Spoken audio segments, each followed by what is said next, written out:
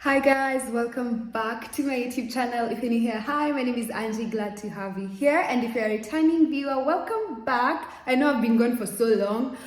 I've just been living life, trying to adapt into my new environment, trying to get with a group of things.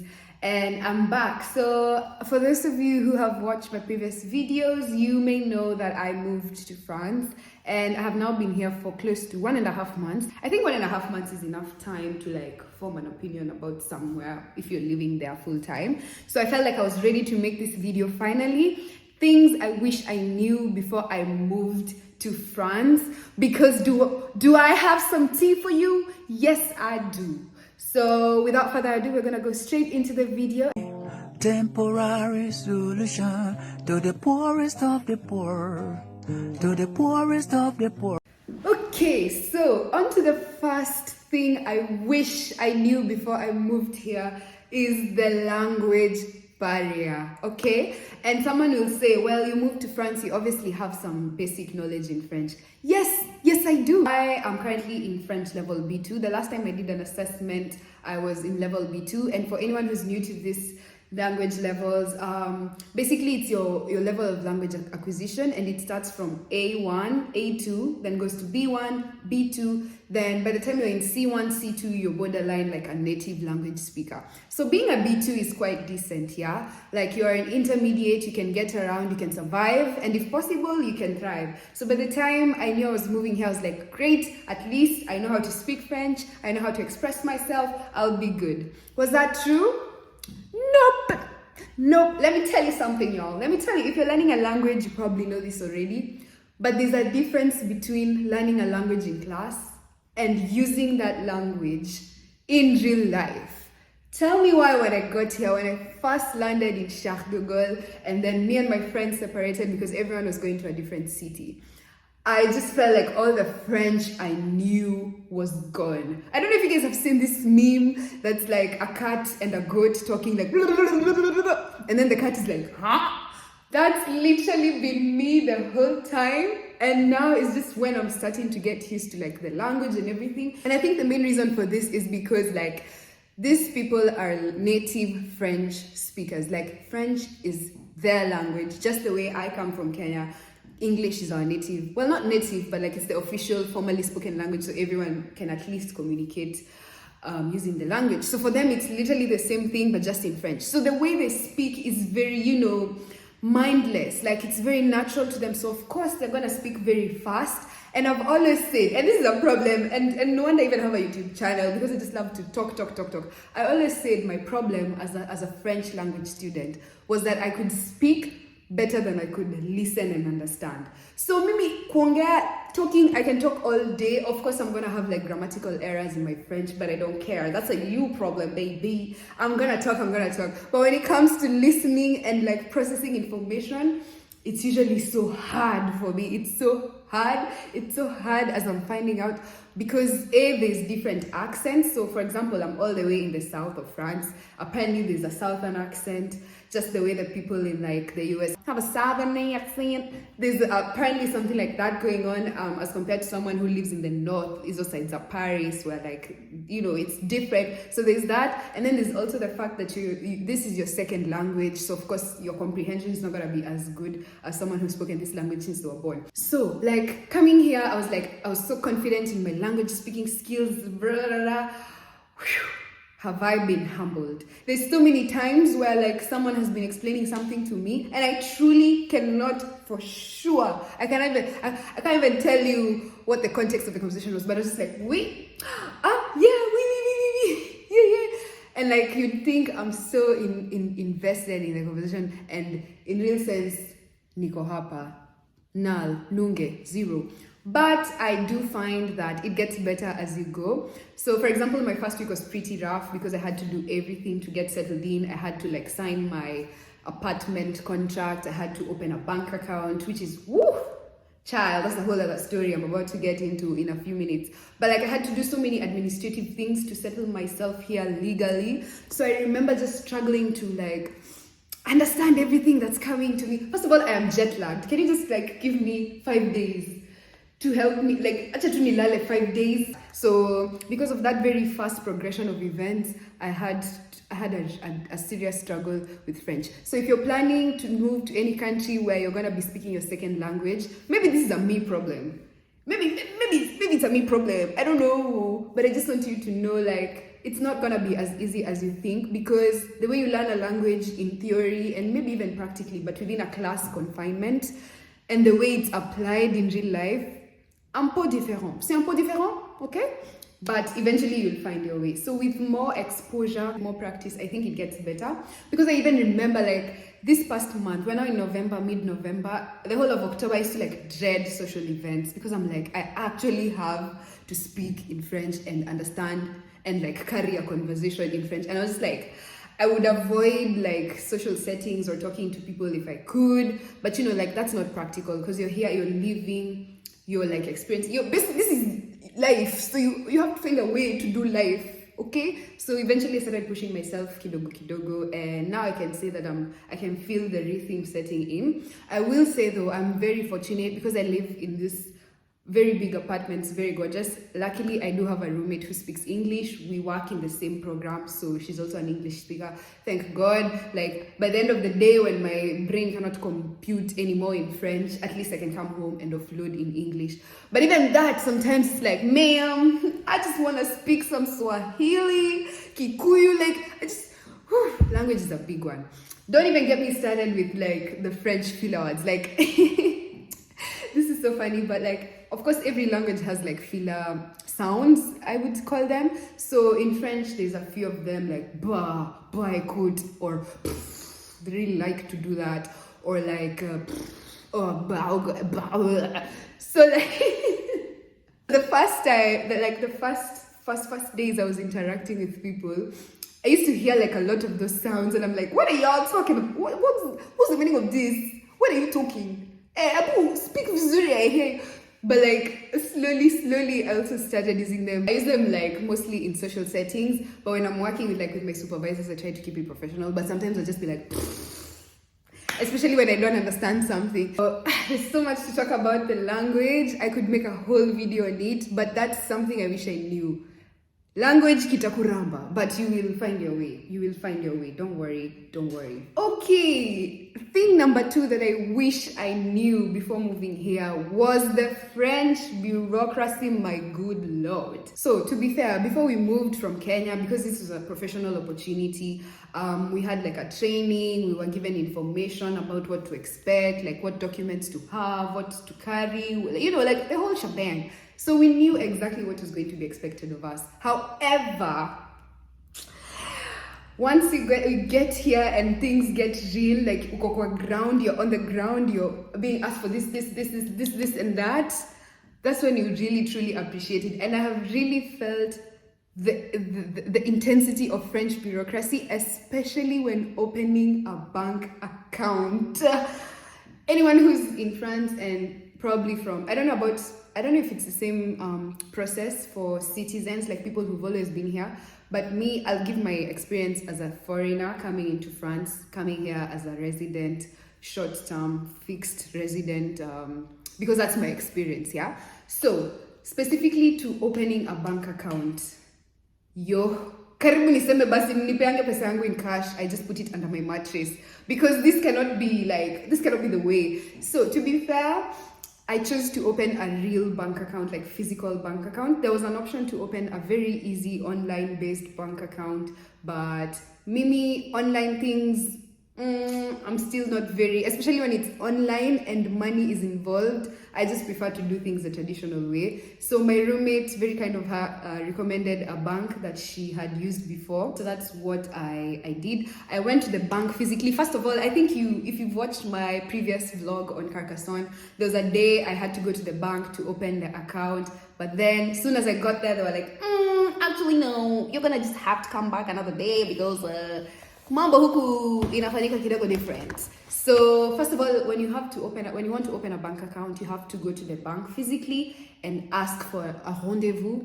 That means an appointment for a later date. So when you first go, maybe they'll ask you, like, for your name, your identity documents, that's your passport, anything else like that you might have on you at the time, and then now they'll give you a date to come on another day. Now that's fine, like sawa, I don't have to leave like the bank with my account the first day, sawa. But like when you come back now for the second rendezvous, and granted this is just for the bank that I opened, maybe some people have better experiences with other banks, I don't know, but I'll just speak for the bank I chose. Yo. Let me even first take a bite of my cereal because it was tough. So I get there, I talk to the receptionist. I'm like, hi, my name is Angela. I'm here to open a bank account. You know, we spoke about this. So this is my appointment at this and this site. And I was like, yeah, cool. So he refers me to my agent. So first of all, everyone in my bank has an agent to work directly with. You don't just, compared to Kenya where you just go, you open a bank account, you fill a few forms, and you can work with any teller provided like the ticket number you've landed in on a specific teller, yeah? So the system is very straightforward, very easy. Here you have to work with a bank agent, okay? So I was directed to my bank agent's office, and it started being like this full-blown interview. Tell me about yourself. Why are you in France? What were you doing before? What's your career like? How much are you earning per month? CG, where do you live? Give me your landlord's address. Give us proof of bills you've paid before. I'm like, ma'am, I just got here 2 days ago, literally 2 days ago. Which was so exasperating because I was asked so many questions. Now, granted, there was no way I would have known this is how it's gonna be because I didn't have any source of reference in terms of opening a bank account is concerned. I just thought it's gonna be the same way as in Kenya, like just go to the bank, fill forms, like I've explained, you know? In Kenya, it's very easy. So then after the interview, I remember at some point I got balancing tears because first of all, I felt so, what is it? When people are asking you too many questions, you feel like you're defending yourself. Like I felt on the spot. Yeah, I think that's the term. I felt on the spot until this lady, I think she noticed because by that time my tears, because one thing about me, I'm going to cry. Hiya. I'm going to cry no matter this. I don't care. Unaniuliza maswali mingi sana. Me, I felt like I was begging to open a bank account at this point and then on top of all that, the language thing was building up. So I felt very mentally exhausted, like trying to translate everything, process it. Like I said, I speak better than I listen, which is something I should work on, but that's just, you know, where I am at the moment. So there was also that. I remember at some point I was just like, just Google Translate it, ma'am. Just Google Translate it and then show me the computer, like your monitor. Unionyeshe me, I just read it because I'm tired. But luckily this lady was very kind. I could honestly tell she was having a hard time as well. I think this is just standard procedure that they have to do to make sure that the people, their clients, their potential clients are people like here with proper documentation and everything. But at the point, because it was so new to me, I just felt very, So that passed. And then you have to wait for your card to be delivered to your house. So that took like 5 more days, maybe, I think. And then after your physical, like your Visa card is delivered, you also now have to wait for another physical mail, mind you, to come like a few days later with your password. You don't choose the password for yourself. They give you a password. So total, not the French accent. So total like waiting time between the day I first went to a bank to open an account to like when I could actually now like deposit and withdraw money must have been like 2 weeks. 2 weeks, and that's standard. That's even me hata nilibahatika, like that's, I was lucky. That's what, like when we were exchanging with my friends, that's the vibe I got. It's like, hey, wewe hata nikuendea vizuri. So I'm just like, and that's just one example. There's so many things I've had to do here and there. For example, I also had to apply for Social Security, which I'm so lucky I didn't even apply myself. My direct supervisor, she's so kind, bless her heart. She's been doing everything administrative for us. In fact, the only thing I've only had to do is apply for a bank account and also for, what is it called? Housing assistance, you can get that. But everything else she's literally done for me, which thank God. But even with that, like it's been 2 months, still haven't gotten my Social Security number as everyone else in our cohort. So it's just like the bureaucracy is crazy. But then on the flip side, the good thing is that everything works with time. You just have to be patient. everything works out in the end. So yeah, French bureaucracy, crazy. You have to be very patient, you have to be diligent, you have to be sometimes ulete kichwa kidogo because things can also get thick. Okay, next let's talk about how unprepared I was to experience the crazy change in terms of the weather. Of course, I knew I'm gonna experience new like weather conditions and everything, and I knew it was gonna get cold, but I didn't know to what extent. For context, in Kenya, we don't really go through it like that with the weather. In fact, if anything, Kenya's weather is splendid. Like, now I appreciate it even that much more. Because apart from June, July, when there's like some cold, every other month of the year is like great weather. Like the sun is out. If it's raining, it's gonna rain and then the sun will be back out. Like proper. So coming from that kind of environment to coming here where there's obviously the 4 seasons, there's summer, there's winter, autumn, spring. So I came towards the end of summer into autumn, but we hadn't really gotten into autumn because I got here the last week of September. So it was still very hot. It felt very nice. If anything, I didn't experience a serious change from Kenyan weather to the weather I found here because they were still easing off of summer. Fast forward to like 2-3 weeks since I was here, since I got here, and the weather degrees dropped by maybe like 15 degrees Celsius. Literally, we went from like 30, 27, 28 degrees Celsius to like 10, 11, 12, 17, praise God, that's a great day. And I am literally going through it. Now, this one, I can't even complain. Like, there's nothing to eat because if it's clothes, I brought enough like warm clothes. If it's eating well, I eat well.